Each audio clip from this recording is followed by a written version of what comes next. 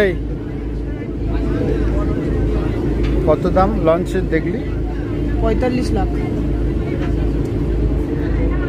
ও আর আমি ক্যালকুলেশন করছিলাম যে এর জেনারেলি অ্যাভারেজ ফুয়েল খরচা জেনারেলি 10-12 হাজার টাকা। আর যা প্যাসেঞ্জার দেখা যাচ্ছে, ইট ইজ দ্য প্যাসেঞ্জার, তো মোটামুটি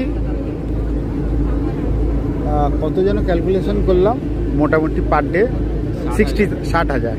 তো 15,000 থেকে 60,000 বাদ দিলে 45,000। তো how much days it will take to cover up that 45 lakhs? Time লাগবে, that is the fixed cost.